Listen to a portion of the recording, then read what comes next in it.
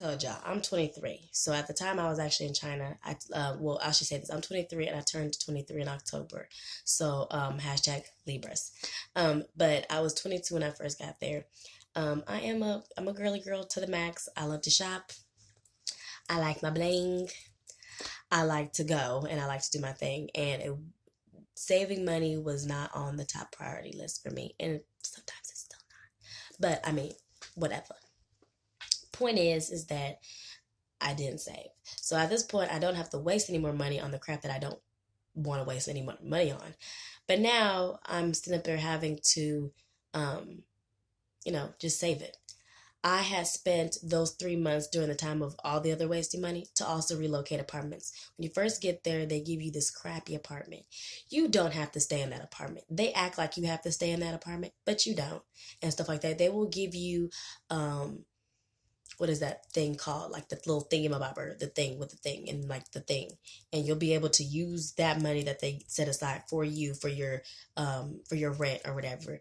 And if you want to get an apartment that's a little bit more, well, that comes out of your actual personal money at that point. Otherwise, they'll just pay for your rent their selves and stuff. So I found me my apartment, my dream apartment, which was right across the street from my job, which took out transportation, having to get to work. I didn't have to DD or taxi, and didn't have to walk or ride the bikes or any of those things, and stuff. I just got to walk on to work. And it was fine. I was literally like 5 minutes away from work, even though I was almost late every day. But that's not the point. The point is that I got to work, minimize transportation. So did that. But now that I've done that, I shopped. The centers, when you're at a training center, which is what I was at, they're always located in some big fancy mall for the most part. Okay. Um, that's addictive for me. I had moments where I'm just walking in there and I'm like, yeah, Basic House. Yeah, I like the pants. Yeah, Lulu Always. Yeah, I like that. Ball Out. 2000. All right, I got it. Yeah, that's exactly why rappers go broke eventually. Okay? That is not what you are supposed to do. You are not saving no money when you do that. You are just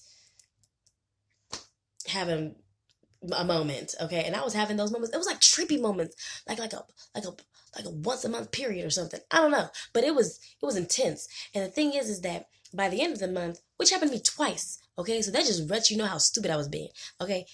First month, when I had did it, I had spent 2 days broke to where I only had like 2 cents. Like I had like 2 cents in my account. I was like, that's just ridiculous. You should know better. And I sat there and called myself like having to eat these hot Cheetos that I had ordered on Taobao, but they were nasty because they weren't the real hot Cheetos. So I was just like, I'm hungry.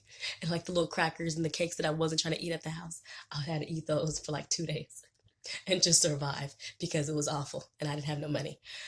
The next month, I called myself trying to do this whole budget thing. I was like, okay, you know, let me go ahead and, I have American, I have the American money, I'm American. Make sure you know what you're spending. How much is this in American money? So I spend the next month converting everything to American dollars. Newsflash, I don't have American dollars. Okay? And I'm gonna let you know why this is a bad thing to convert everything when you're there for 2 reasons, okay? 2 whole reasons. Reason one, okay, when you actually are living in China, you are no longer, I mean, you're a foreigner, yes, but you're not working with American dollars unless you're working with American dollars. And even if you're working with American dollars, you ain't working with American dollars. Okay? You have to convert those things. I mean, not convert. You have to work with what you have. If your check is this or that, then you work with whatever your check was. Like, period.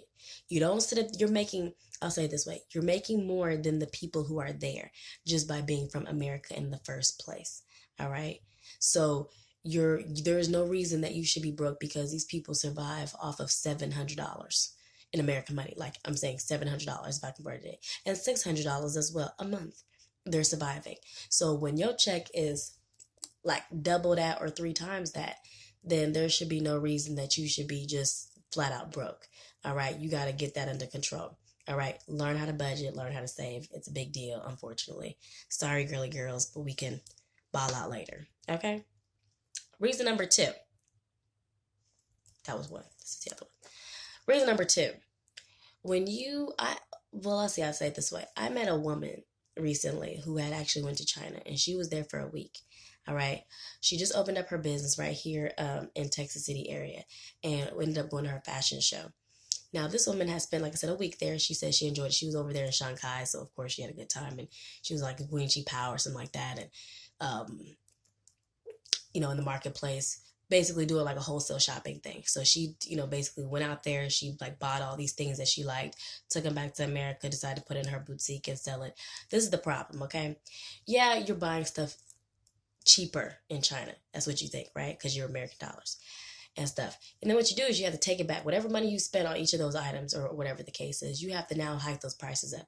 Okay, so if you paid, you call yourself, oh yeah, this only cost me $75. If I got this over here in America, that would be like actually, $100. Okay, well now you have to sell it for that $100 and $200. And the thing is unfortunately, the bag ain't worth that.